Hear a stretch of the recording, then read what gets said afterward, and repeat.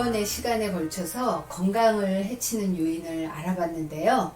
오늘은 가공식품과 인스턴트의 증가로 탄수화물이나 지방의 식사를 너무 많이 해서 우리가 건강을 해치는 경우가 되게 많아졌고요. 두 번째로 스트레스 증가가 또 있습니다. 그래서 오늘 그 두 가지 가지고 우리 공부해 보기로 할까요? 네, 따라오실 거죠? 네.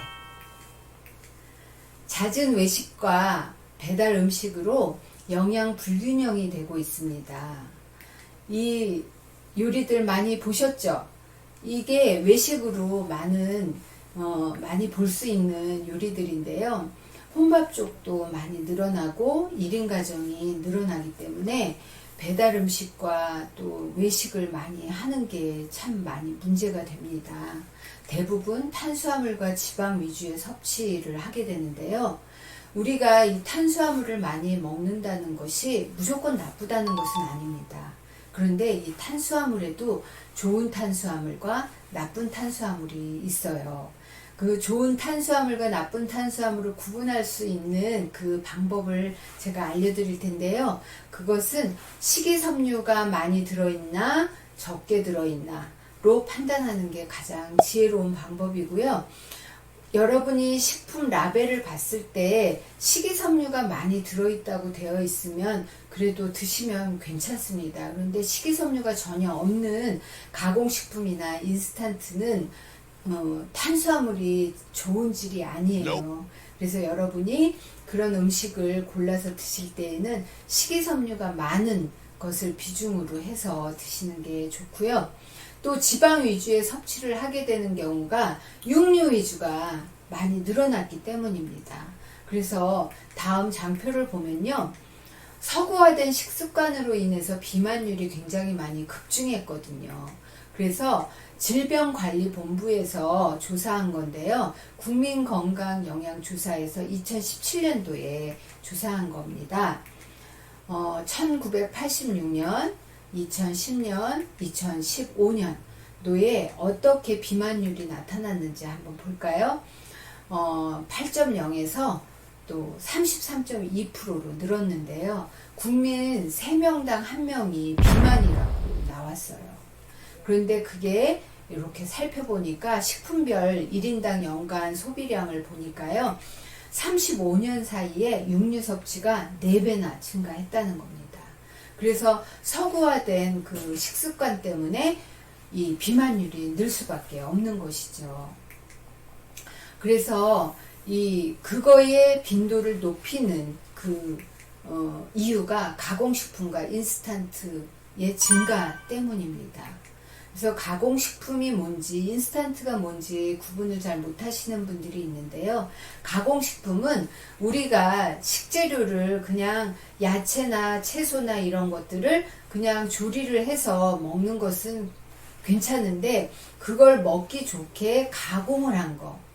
가령 여러분 쌀이 가공식품일까요? 천연식품일까요? 네. 가공식품입니다. 도전 과정을 거쳤기 때문에요. 설탕, 소금, 밀가루 이런 거 다 가공식품이에요. 하다못해 생수까지도 가공식품이랍니다. 그러면 인스턴트는 뭐냐면은 금방 끓이고 데펴서 바로 먹을 수 있는 간편식, 그것을 인스턴트 식품이라고 하거든요. 근데 아까 초장에 말씀드렸다시피 1인 가정이 늘다 보니까 음식을 해서 먹기에도 귀찮고 또 그렇게 해서 장을 보고 조리를 해서 먹는다고 해도 남는 음식을 버리는 경우가 많기 때문에 귀찮다는 생각 때문에 이런 인스턴트나 가공식품을 많이 먹게 되는 거죠. 그래서 이제 건강에 불균형이 오게 되는 겁니다. 그 다음 스트레스 증가가 있는데요. 우리 일에 대한 스트레스, 인간관계에 대한 스트레스 많이 받으시죠. 근데 이 스트레스로 인해서 올 수 있는 여러 가지 증상이나 질환들이 있거든요. 근데 스트레스를 받으면 뭐가 문제가 되냐 하면은 부신에서 코티졸 호르몬이 분비가 됩니다. 부신이 어디에 있냐면은 우리 콩팥 위에 꽃갈콘 모자처럼 이렇게 되어 있는 호르몬 기관인데요. 부신 호르몬에서 코티졸 호르몬이 분비가 되죠. 그런데 그 코티졸 호르몬이 분비가 되면 인슐린이 자극이 돼서 체지방 축적을 하게 되는 원인이 됩니다. 그리고 두 번째로 부신 기능이 저하가 되면 췌장이 망가지게 되고요. 그러면은 당뇨가 쉽게 올 수 있게 되죠. 그리고 코티졸 호르몬이 이제 과도하게 이게 밸런스가 깨져서 과도하게 나오면은 면역력이 저하가 돼서 각종 감염이나 또 염증 그리고 암에 노출되기 쉽고요.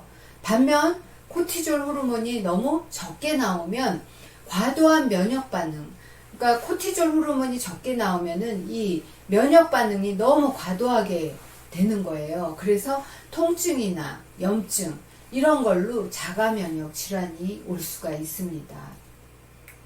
그리고 세 번째로 노화 또 피지의 이상 분비로 여드름 등의 피부 트러블을 나타낼 수 있고요.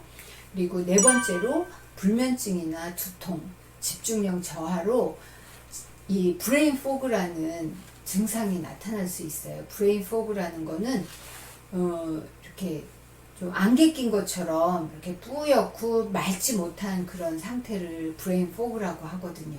그래서 우리가 스트레스 받으면 잠 못 자잖아요. 그거로 인한 피해가 상당하죠.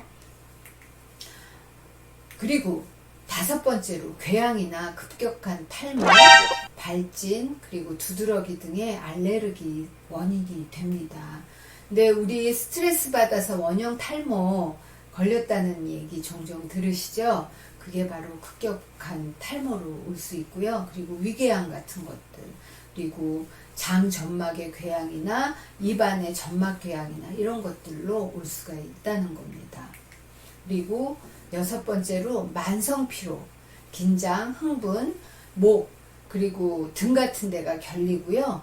그리고 근육이 경련이 오거나 손상이 올 수 있지요. 그 다음에 일곱 번째로 체중 변화를 초래할 수 있습니다.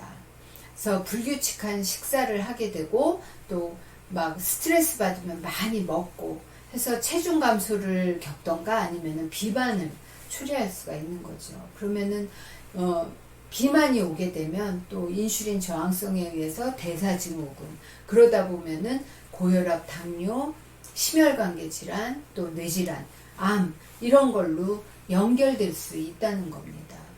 그래서 우리가 모든 식생활을 오늘 세 번째 시간을 말씀드렸는데요.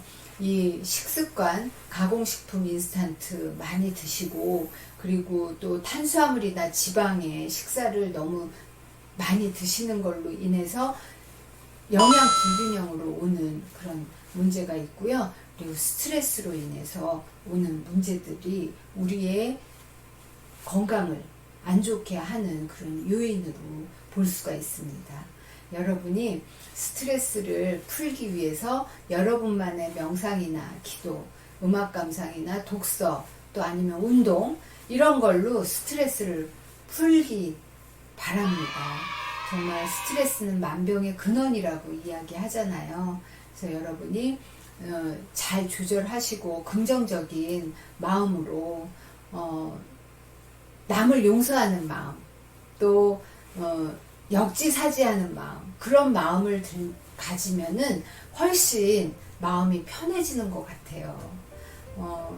남을 미워하는 그 마음이 더 내가 힘들더라고요. 그래서 여러분이 정말 많이 이해하고 그 사람의 입장에 돌아서서 충분히 용서하시면 여러분은 훨씬 더 건강해지실 거라고 생각합니다. 예. 오늘 영상 끝까지 시청해주신 여러분들 너무 감사하고요. 오늘 영상이 좋으셨다면 많이 공유해주시고 구독과 좋아요, 알림 설정 부탁드릴게요. 여러분 감사합니다. 안녕.